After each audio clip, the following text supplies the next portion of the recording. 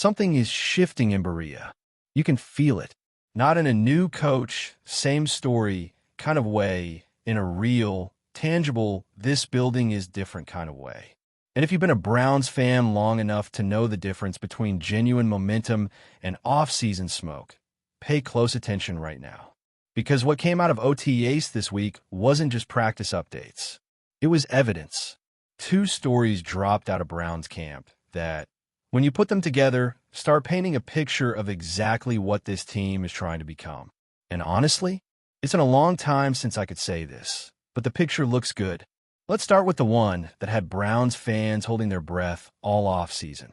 Todd Monken addressed Quinton Judkins this week. Any update? It's the kind of news this fan base desperately needed to hear. Cast your mind back to Week 16 against the Bills. The stadium went quiet. You know the moment. Because by that point, Judkins wasn't just a rookie anymore. He was the heartbeat of the Browns' running game. The kid nobody gave a fair chance to walking in. Think about the weight that got dropped on his shoulders the second Cleveland moved on from Nick Chubb. You don't just replace a legend in this city. You get eaten alive trying.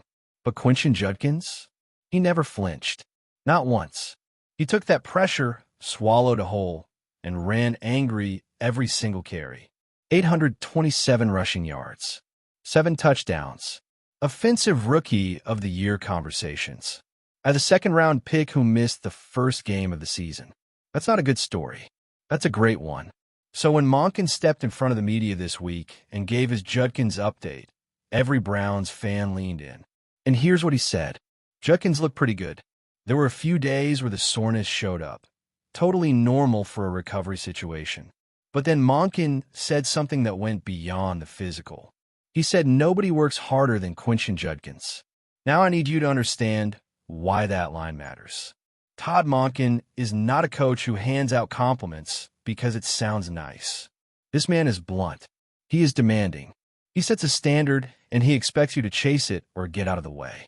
So when he stands up during OTAs and publicly vouches for a second-year running back's work ethic, that's trust. That's this coaching staff already seeing something in this kid that they want to build around. And then Monken called him a bull. Said his rare trait is that he refuses to go down. In an offense that wants to punish people, in a system that wants to control the line of scrimmage and make opposing defenses feel the fourth quarter. That is your perfect running back. Physical, relentless, won't quit. And here's where it gets interesting for the bigger picture. People talk about Monken almost exclusively through the lens of the passing game. His Ravens connection, the scheme creativity, the downfield stuff. But what people forget is that every successful Monken offense has had a dependable, punishing run game underneath all of it. He doesn't abandon the ground game. He uses it as the foundation everything else is built on.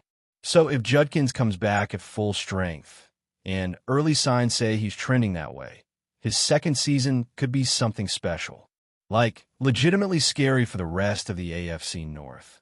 The offensive line is being rebuilt. The scheme is shifting. And right in the middle of all of it is a back who runs like he's got something to prove on every single snap. That combination should excite you. Now, the second story from OTAs this week might actually be the more important one long-term, because it's not about one player. It's about the entire tone of how this team is being operated now. And the contrast with what we've watched in recent years is stark. Look, Kevin Stefanski won Coach of the Year twice. That's real. That happened. But if we're being honest, and this channel always will be, the frustrating part of that era wasn't the wins. It was what happened when things got hard. The inconsistency, the lack of edge, the feeling that accountability had a ceiling depending on who you were on a roster. Browns fans didn't want speeches about culture. They wanted to see it enforced. They wanted to see a coach who made it mean something when you messed up. Zion Johnson, new offensive lineman, fresh eyes on this program, talked this week about how detailed the accountability structure is inside these OTAs. That's telling. That the guy coming in from the outside, saying this is different from what he's seen before. But the moment that really said everything, Spencer Fano, the rookie offensive lineman, draft capital behind him, hype around him, And early in OTAs, Monken wasn't just automatically handing him starting reps. Nobody walks in and gets handed a job because of where they were picked. But then a false start happened with the first-team offense. And immediately, Fano got pulled into the starting lineup. That's the message. One mistake and your opportunity disappears. One good moment and yours arrives. That is how competition is supposed to work.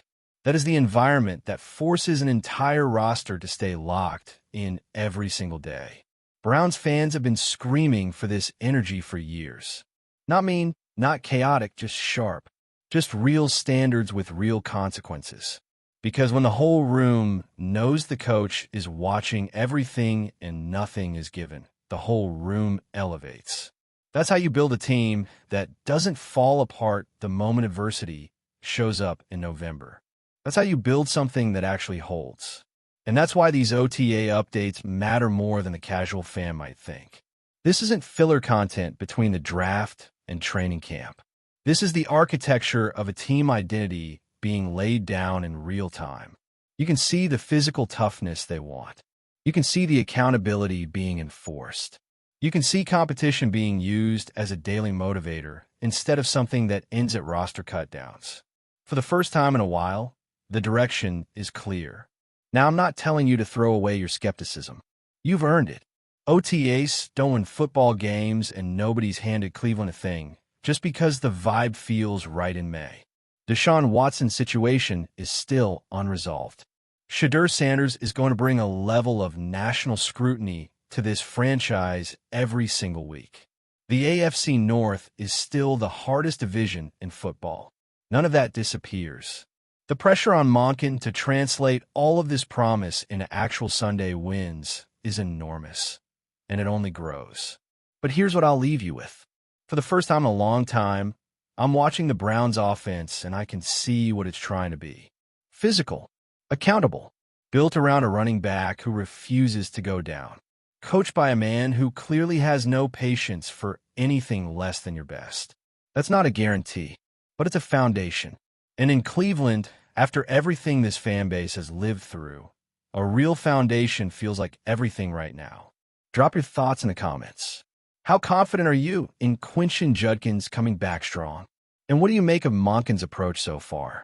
I genuinely want to hear where Browns fans are at right now. And if this is the kind of real, no-fluff Browns coverage you've been looking for, make sure you hit like and subscribe to Browns Breakout.